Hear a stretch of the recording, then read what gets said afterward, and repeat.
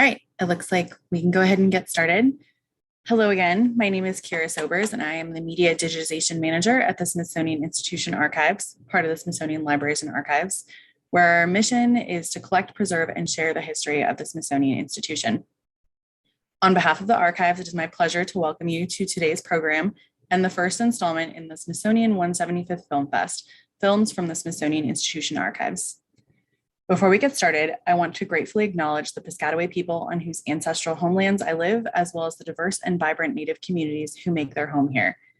I encourage everyone to learn more about the historic and current Native communities in the area that you call home through your local museums and centers, as well as at the Smithsonian National Museum of the American Indian.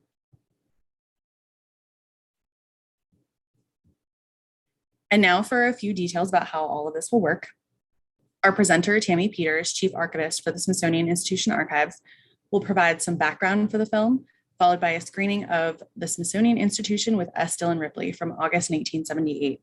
The film will run for approximately 22 minutes, and there will be some time for questions at the end.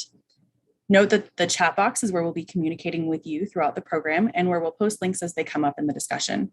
If you're having any technical problems, please send a private chat to either myself, Kira Sobers, or Emily Neckrish, my co-coordinator for today, and we will try to help you out. If you have any questions throughout the program, we encourage you to put them in the Q&A box and we will answer them at the end of the screening.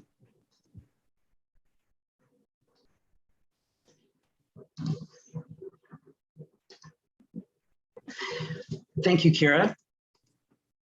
There we go. Sorry. Thank you, Kira. I'm happy for all of you to have joined us for our first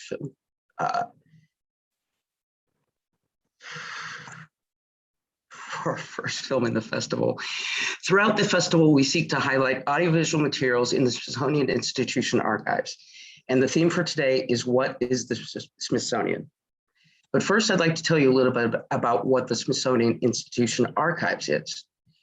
Part of the Smithsonian Libraries and Archives, SIA's mission is to document the history of the Smithsonian and to make our holdings available to researchers within and outside of the institution.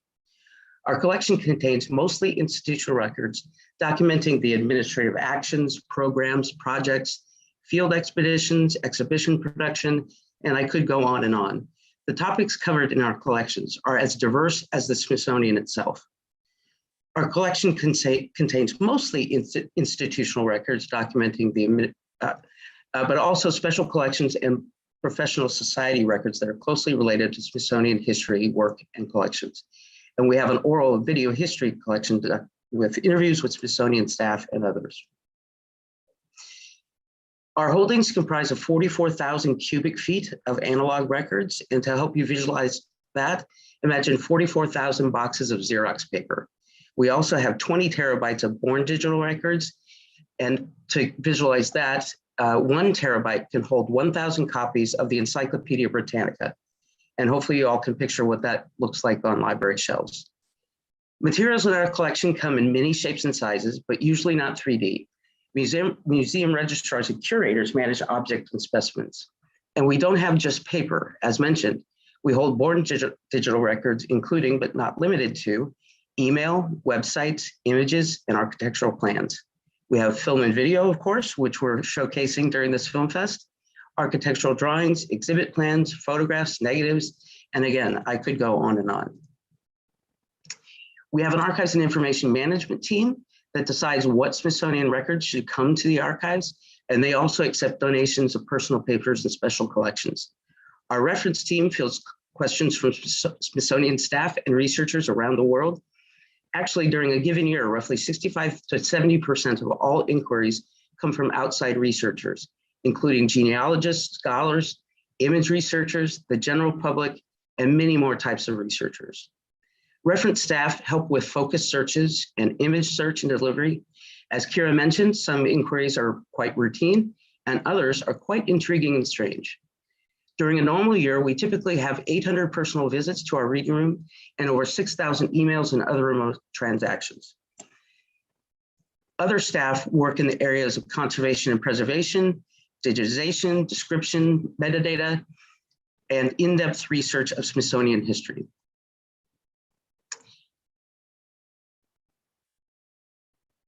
Sorry.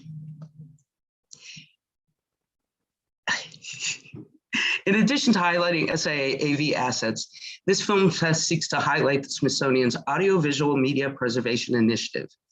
Between 2015 and 2019, SIA led the way to produce a comprehensive Smithsonian-wide inventory of audiovisual collections held at participating units across the institution, along with corresponding condition and storage environment information. The inventory identified over 290 audiovisual assets, including 152,000 audio recordings, 71,000 motion picture film objects, and 72,000 video recordings. As of 2019, only 13% of these collections had been transferred to preservation quality digital files. AVI is implementing a pan-institutional approach to audiovisual preservation. Within the first 4 years of AVMPI, our goals will be focused on facility development, collection prioritization, workflow development, increased digital infrastructure, digitization, and effective communication and access solutions. These 290,000 audiovisual assets are located at Smithsonian museums and research centers across more than 30 locations, and many are the one and only copy. At the current rate of preservation, it will take 394 years to preserve these precious materials. By 2022, more than 2,000 items will likely be lost. Within a decade, we face losing more than 150,000 assets. So we've been to our vault, we've digitized, described, added a lot of metadata, transcribed audio, and we're excited to hit play and share archival films previously unavailable widely to the public. The question asked in our feature film today, what is the Smithsonian? The 8th Smithsonian Secretary, Dillon Ripley's answer is, the Smithsonian is our past, present, and future. And I encourage you to think of your answer to the question asked by the Secretary. Dillon Ripley served as Secretary from 1964 to 1984.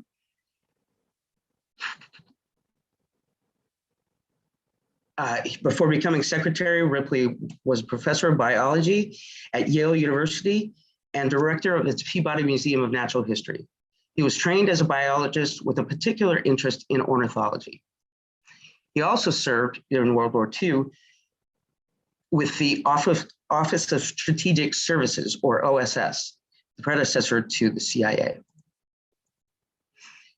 Anytime I talk to people who worked under Ripley, there's always a brightening of the eyes and sort of a wistful look on their faces. Staff who worked with him also have their favorite stories and anecdotes about Ripley, and I love hearing every one of them. He was much beloved. On a side note, our current Secretary, Lonnie Bunch, was hired by Ripley. Ripley had a great appreciation of Smithsonian history.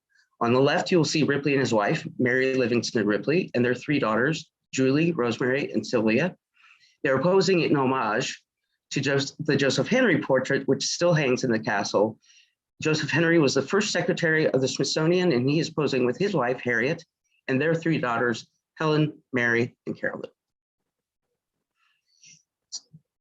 Ripley also had a great appreciation of his place in line with past secretaries. He commissioned this shield with the Smithsonian's mission statement and signatures of all secretaries as of 1984. Ripley's tenure was an amazing period of growth at the Smithsonian. 8 new museums were opened, 6 new research centers were created, including the modern Smithsonian Libraries and the modern Smithsonian Archives. The first Festival of American Folklife was held on the National Mall. The Smithsonian Magazine was created, and the Office of Telecommunications was created, and they're responsible for creating the film we're about to see. A few things to look for: Ripley in period dress, a subtle imitative pose during film transition, bugs, sloths, and the Arts and Industries building in all its 1976 glory. And now we hit play.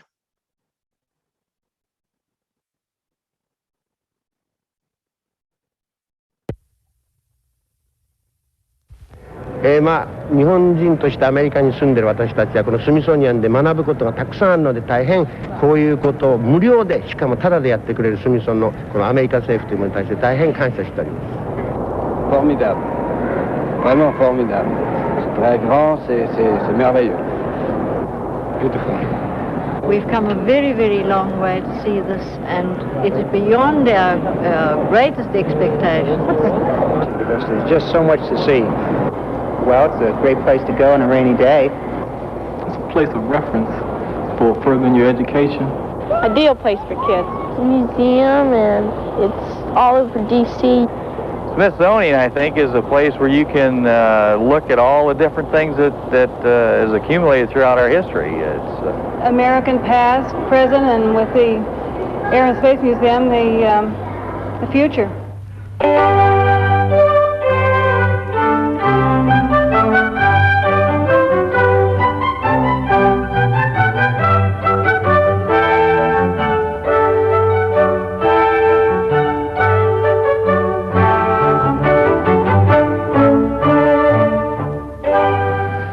What is the Smithsonian Institution indeed? It's a question that I spend much of my time trying to answer. I've come here to the garden behind the castle to share some of my feelings about the Smithsonian with you. We're part of the most complicated and confusing culture that ever existed. We expend most of our time just trying to cope with life. But of course there's far more to life than just trying to cope. There's our personal identity, and our heritage, and our relationship to nature. There's the experience of art. There's what we've accomplished, alone, with our fellow man. All of that is part of any definition of the Smithsonian, and that is what you're going to see.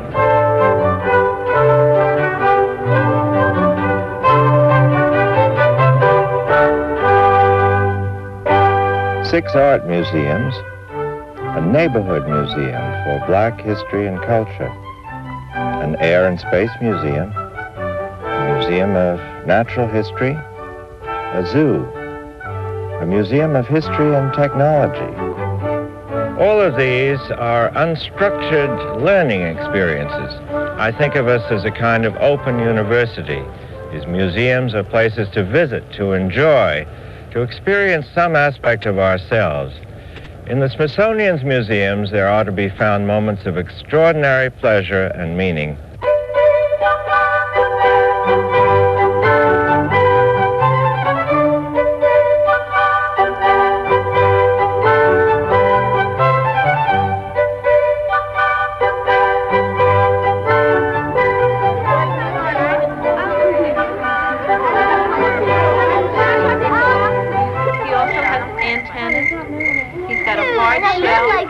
There's 4 eating over here, you guys. I know. What kind of music is this? The giant water bug. Oh, wow. Oh! I got hold of him. I don't know. I think he does a good dad. Should I get another one out? No. He tickled. He tickled. Here is what they call, see here, this is the valve equipment. This here is what makes the engine go forward or backward. When he takes... It goes down and up. Down and up.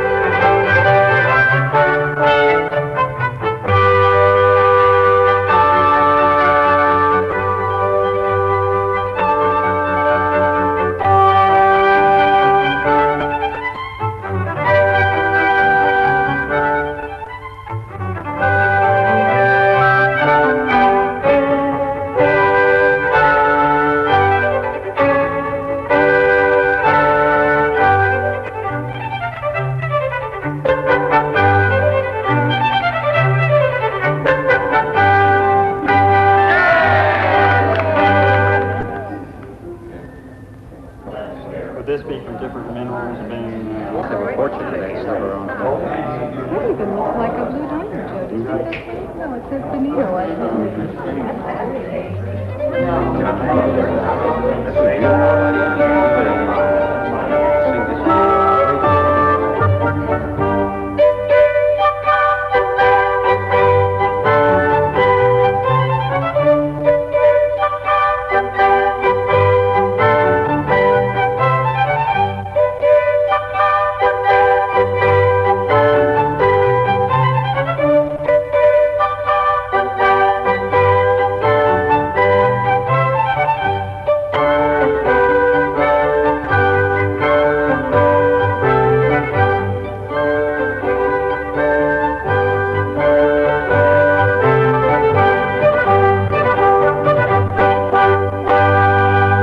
Rodin first unveiled his sculpture of Balzac, it was booed. People of his time didn't appreciate it at all. But of course, time is a marvelous teacher, and today Rodin is accepted as a classic. Knowledge and art expand our vision. They make our lives more worthwhile, more fun. No matter how often I pass through the Smithsonian's museums, I still discover things that fascinate and intrigue me. But of course, the Smithsonian is much more than an amalgam of museums. Our definition must include research scientists and artists, scholars and craftsmen, and the legacy of each of the 8 secretaries who've headed the institution since its beginning.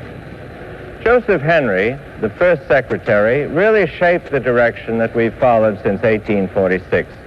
It was he who planned the first research efforts and organized the first museums. Among his many interests was weather forecasting. His efforts eventually led to the formation of the United States Weather Bureau. While Henry was still secretary, America celebrated its first century of independence. In the spirit of our second 100 years, we've recreated a portion of the Philadelphia Centennial of 1876. It is a rather extraordinary look backwards.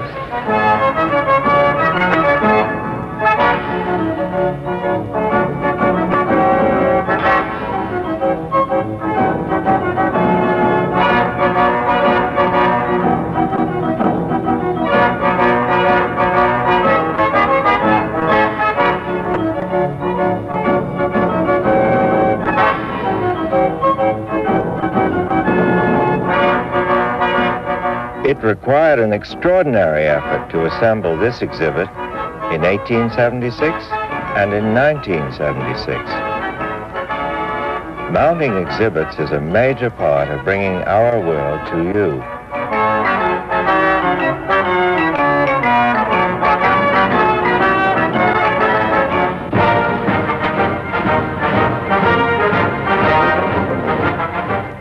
Excellence, pride in one's work, is very much part of the effort that goes into all our exhibits.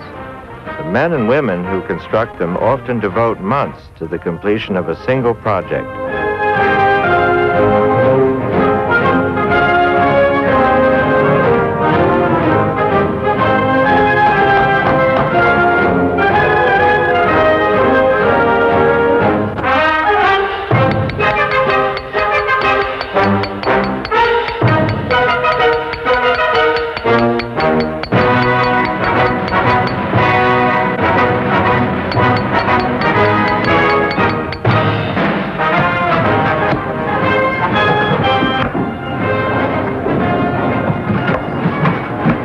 Unit 6 is panel 6, and Unit 10, panel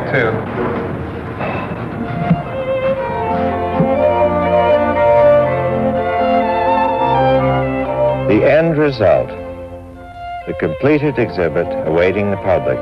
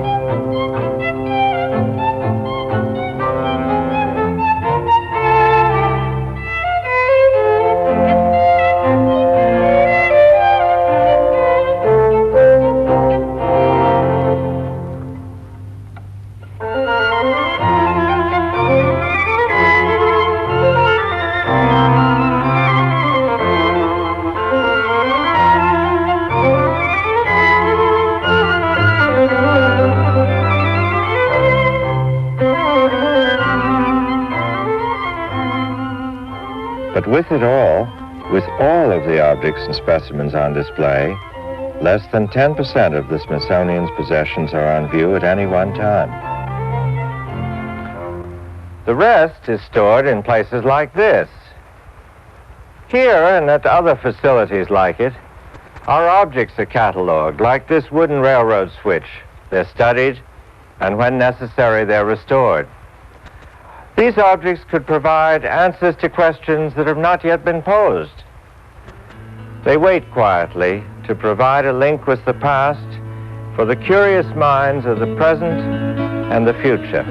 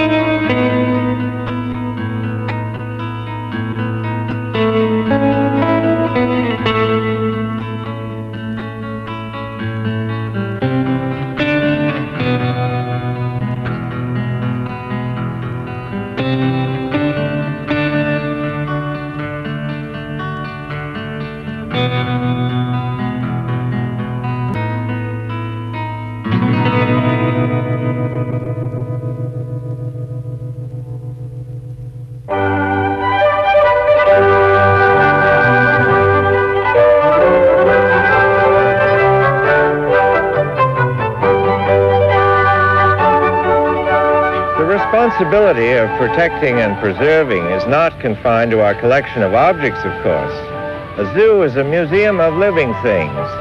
These birds speak to us. The more we know about them, the more we hear what they can say. We can know what kind of birds they are, what some of their life history is, what sorts of behavior they have. But even if we do not know anything about them at all, they can provide immense enjoyment and motivate us through their beauty to learn. For the endangered, and their number grows each day, a zoo is a place to live free from the precipice of oblivion. The animals can survive and propagate here, and with proper study, we can assist them in that goal. This is one way a museum communicates its knowledge. There are many, many more. You better tell us that again, please. When they went to America, they were slaves. When they was in Africa, they weren't. Did you hear what Demetrius said? Yes.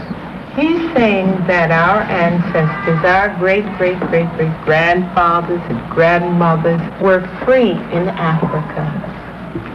Free in Africa. But after they got on the boats and came to America, they became slaves. And I think he's right. I think he's right.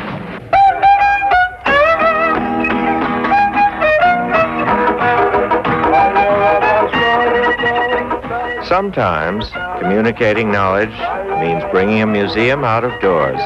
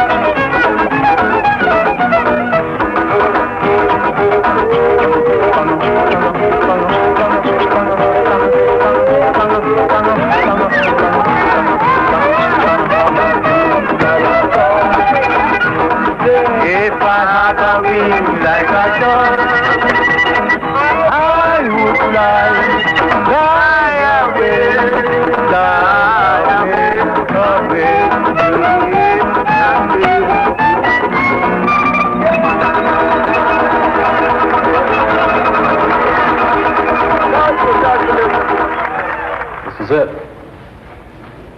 Some of our portraits come to us as gifts from pleased sitters and their friends. Sometimes we get a portrait that comes to us because they hated it. This is the Lyndon Johnson portrait by Peter Hurd, which when he first saw it upon its unveiling said, "This is the ugliest thing I've ever seen." Looks as though he might have mixed up some of his colors. Why do you say that? Because they don't look right for Washington sunset. How many of you have seen a sunset like this in Washington? Can't see the sunset. That's Buffalo.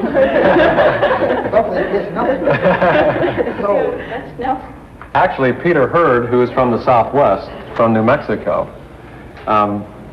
is famous for, among other things, his landscapes of desert scenes in the Southwest. And some of them do look very much like this. This maybe isn't a Washington sunset, but a New Mexican sunset that he's painted in. We can't specifically say that's what President Johnson objected to. We can say that the Capitol's illumination and its size was one of the reasons. The others were that it was too big to be an official portrait, which is somewhat dubious since there are several in the White House much bigger than this, and that it was in a pose that was not appropriate for a state portrait. Here at the Smithsonian's Chesapeake Bay Center for Environmental Studies, we work on research like the effect of urbanization on land and water. We pursue many kinds of knowledge at the Smithsonian, from our work on the past at archaeological digs around the world to the dating of bones at our radiation biological laboratory in Rockville, Maryland. There are more than 500 research scientists and scholars at the Smithsonian. Among them are those working at our Tropical Research Institute in Panama. This is a very cold mammal.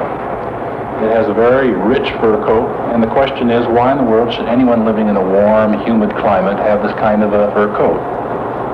Now, one tends to think of a good fur coat with mammals that live in the temperate or Arctic circumstance, very cold climate. But that's not always the case. There are many animals which have a good fur coat in the tropics. And so one of the things I'm interested in seeing why this is the case, and why it should be the case in animals that eat ants and termites.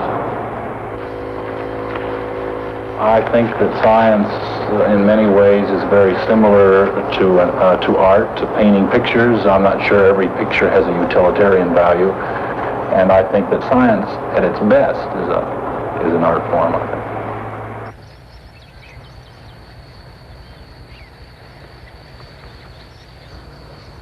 Our planet abounds with life, and yet much about it still remains a mystery to us.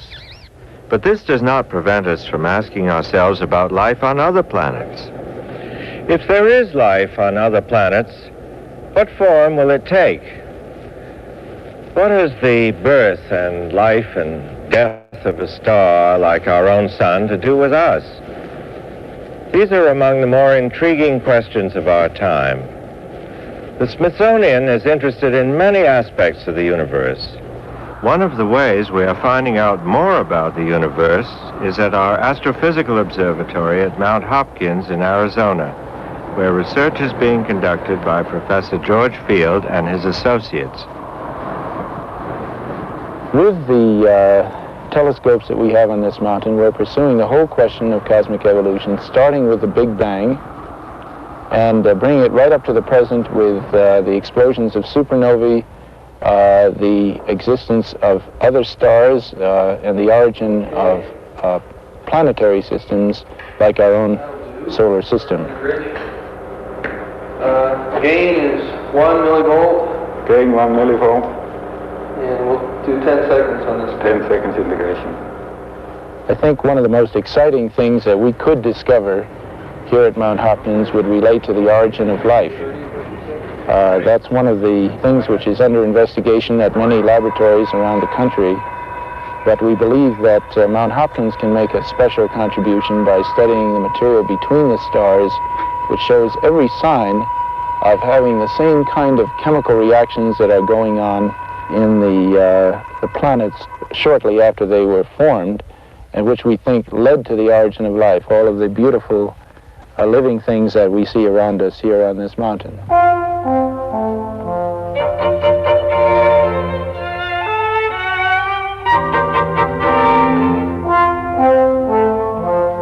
This fascinating sculpture of de Rivera's reminds me of infinity and also, in a sense, of the future, and reminds me, too, of the Smithsonian's future.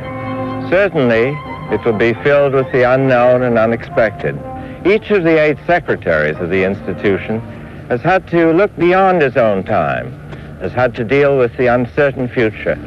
Each has had to seek out and establish some new paths, new courses for the institution to follow. Certainly all that will be part of our future.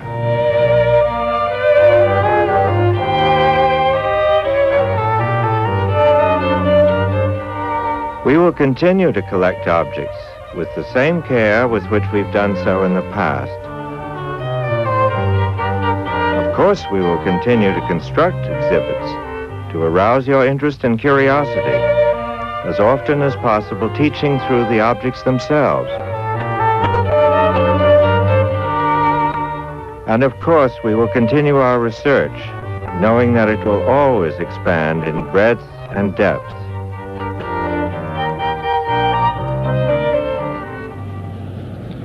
To me, the Smithsonian is our past, of course our present, and our future. It is concrete objects and ideas and living things. It's a spark that ignites a flame of recognition. It's a sense of awe and wonder with the world. Finally, the Smithsonian is a place for all of us to discover that there are still things to be learned about the world and about ourselves.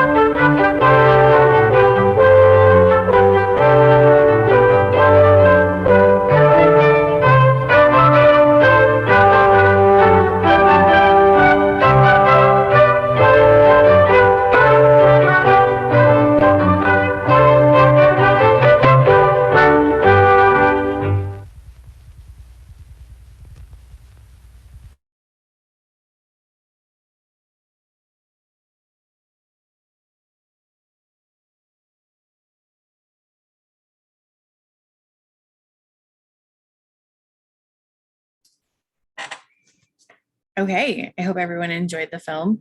Like Emily said, if you have any questions, please feel free to drop them in the Q&A box and we will answer as many as we can. So Tammy, one of the first questions that's come in is someone commented that it really does look like the nation's attic. Do we still store objects, the objects Ripley showcases in the film, in the same manner today? I would hope that collection storage has improved quite a bit.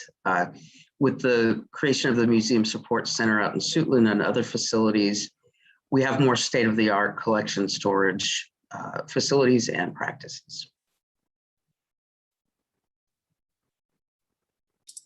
Another question is, what's the plan for the Arts and Industries building now? It is going to be reopening with a futures exhibit, I believe in October. I don't have the link on hand, but it will go through further renovation, I think, after the futures exhibit. But we're hoping to bring it back for a long, long time. That was the first place I worked. The archives used to be in the Arts and Industries building. Do you know when this film was made? At the end of the film, it says 1977, but we believe it aired in August of 1978. Yeah, I believe the footage was taken between 1976 and 1977 before the final production aired in 1978. And then another question, what was the original format of this film and did it need any preservation work before being digitized? I can answer that. Yeah, that's for you. So the original format was 16 millimeter print. It didn't need any preservation work. It was in pretty good condition. We actually have all of the film elements as well, although those have not been digitized. But this film was transferred to digital Betacam probably 10 years ago. And then the version that you saw was actually digitized from the digital Betacam rather than a scan of the original 16 millimeter print. Another question, any idea when the SI archives will reopen our reading room? No, unfortunately not. We're following the Smithsonian lead with the COVID team, and we really do want to get back, and hopefully it's soonish. There's no date. Not a question, but a comment. Someone said it makes them start thinking about when the Smithsonian might be led by a woman director. What was it again? It wasn't a question. Somebody just commented that it makes them start thinking about when the Smithsonian might be led by a woman as the secretary. And I will say, our reading room is closed, but our reference archivists are doing as much as they possibly can. And so if you have any questions, the resource email is osiaref@si.edu. And for photos, it's photos.si.edu. If you're doing an image search, I'll put that in the chat.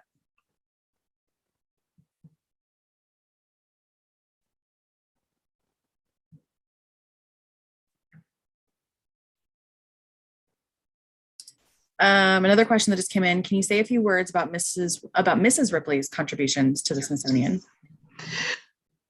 Well, that's not a link I had on hand. Mrs. Ripley,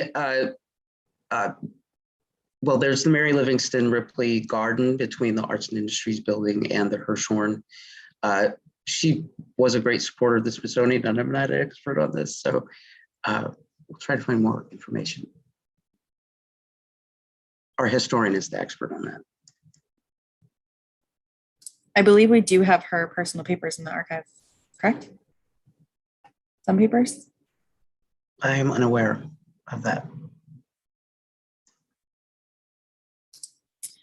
Another question that just came in, how many museums opened under Secretary Ripley, and was he working on any more when he retired? Let me get to that slide. Here. So between 1964, 8 new museums were opened. The National Museum of History and Technology opened during his tenure, but that was 1964. So he was there to open it, but it was worked on by previous secretaries and Frank Taylor, who was the director. The Anacostia Neighborhood Museum was established, the National Collection of Fine Arts, which is now SAM, Smithsonian American Art Museum, the National Portrait Gallery, the Renwick Gallery, the Hirshhorn, the Air and Space Museum, and Cooper Hewitt, and the Museum of African Art are the museums that opened under him. And the National Museum of History and Technology is now American history. Well, I guess when he left, they were still sort of finishing up the quad with the African Art, Sackler, Ripley Center. So that was after him, but I'm sure he had input on or planted the seeds for those. If I'm misspeaking, I apologize.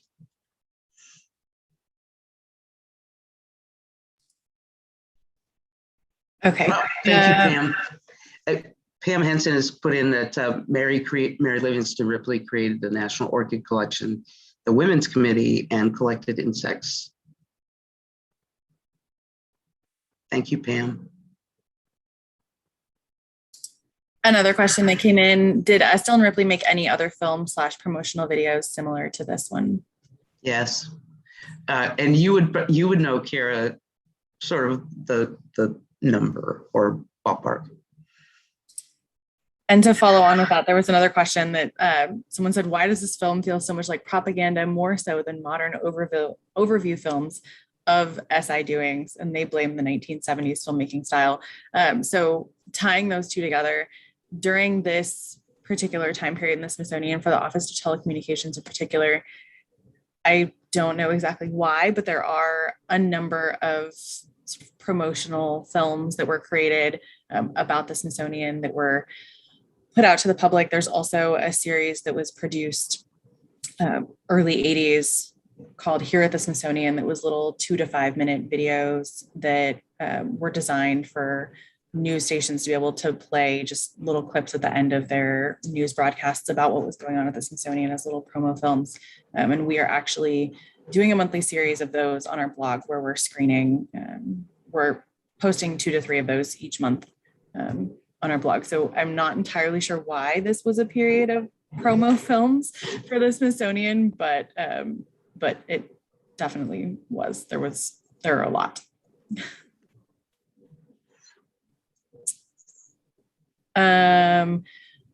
So to follow on with the female director or female secretary question, someone said the language that Secretary Ripley used was that all secretaries must consider his approach, and that very gender-specific language made them wonder if a woman would ever be chosen to lead the Smithsonian.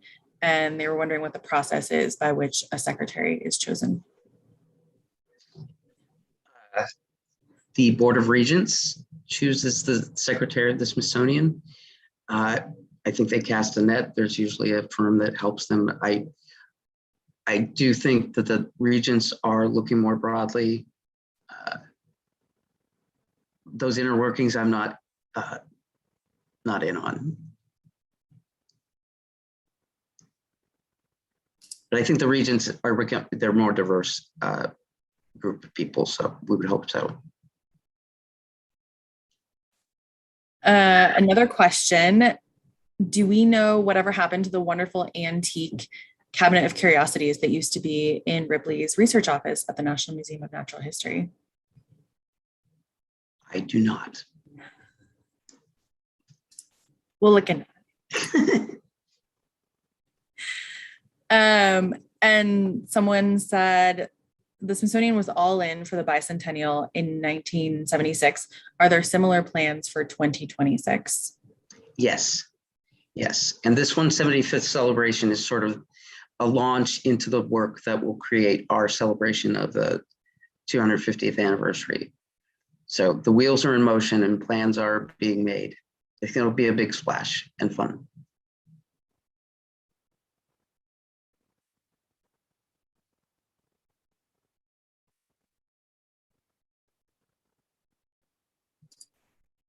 Was Ripley the only ornithologist to become secretary?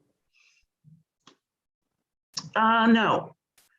Spencer Baird was an ornithologist and an ichthyologist, so bird and fish guy. Wetmore. Wetmore, sorry. Yes, Alexander Wetmore was an ornithologist. Trying to go through the, if you went, Henry was a weather guy, big science guy. Baird, ornithology, ichthyology. Langley was aviation. Walcott was a paleontologist.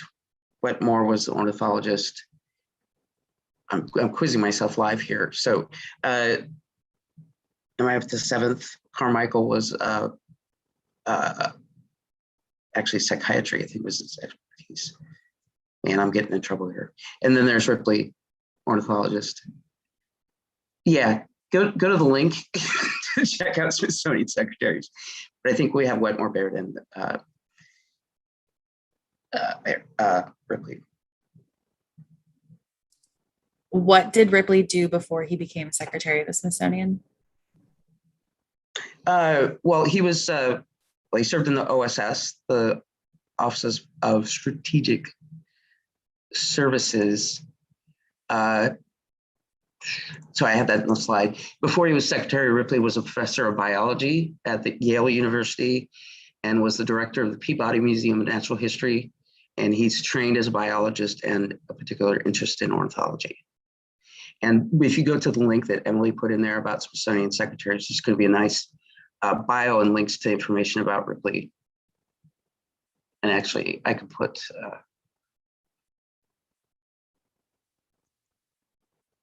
that in the chat.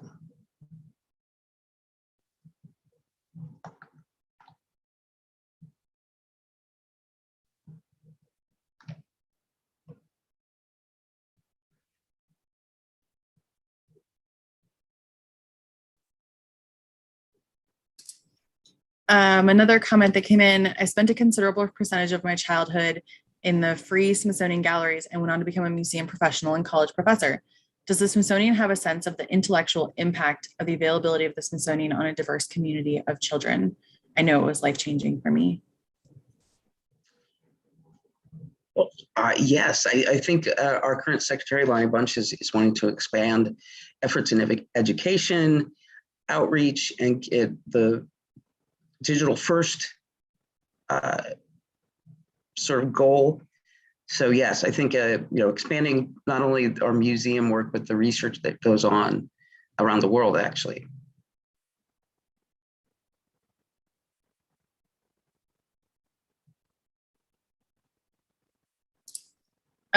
Someone asked, did Ripley work with Julia Child and her husband while in the OSS? Do we know? Yes, they were friends. Is that how we got Julia Child's kitchen in the National Museum of American History? I do not know. That was post Ripley that it came to the Smithsonian, right? Pam is like, yes, yes. Yes to the Julia Child exhibit.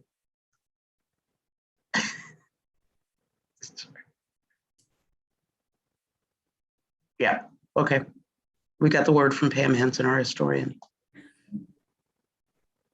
It's nice to have our historian on hand. Yes, thank you, Pam.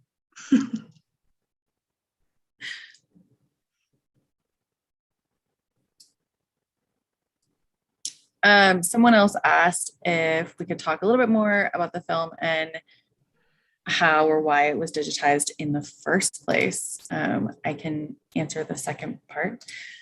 So the film was originally digitized as part of the American History Anniversary, 50th anniversary, 10 years ago. I'm totally going to be drilled on my dates here.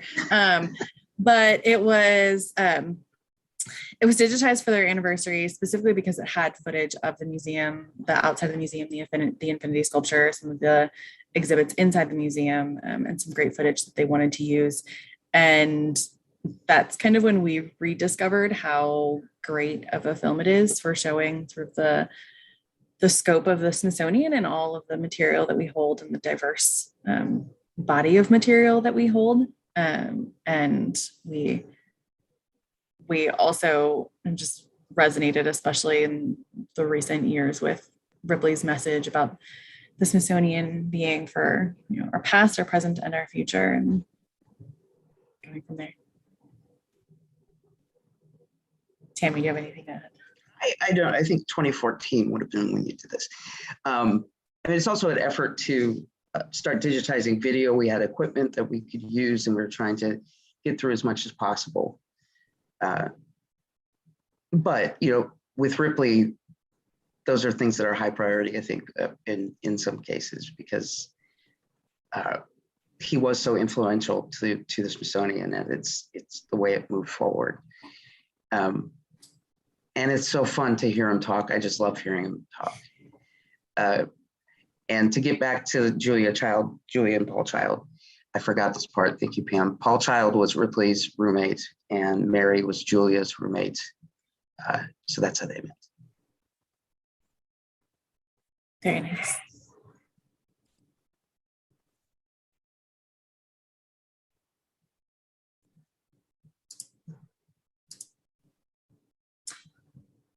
Another question, how long does 16 millimeter film typically last? That is a great question. It really depends on the conditions that it's stored in. So our 60mm film that is stored in properly ventilated cans in properly climate controlled environments will last a long time, especially because with 60mm you can do photochemical preservation. So making a second duplicate copy of the film is a way of preserving motion picture film at this point. It has a much longer lifespan in the right conditions than magnetic media, your VHS tapes, your cassette tapes, etc. So interestingly enough, the digibeta that this film was transferred onto that we digitized it from is actually more at risk of loss than the original 16mm film, simply because of format.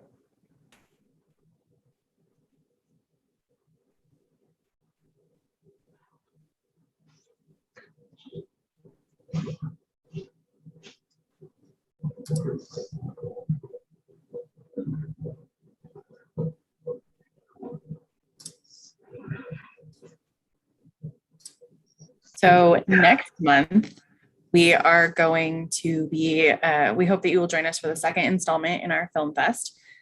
The screening will feature myself, Kira Sobers, screening expedition footage on September 30th from at 5 p.m. And you can find the link to sign up for that program in the chat. This is one of my most favorite videos I've ever digitized, and I am very excited to get to share it with everyone.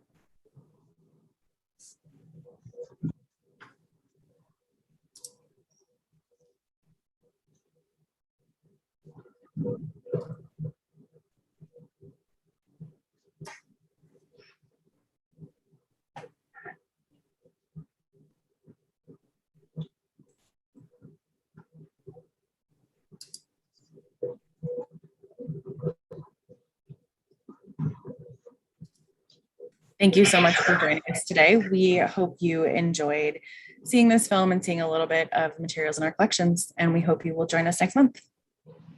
Thank you, everyone, for attending.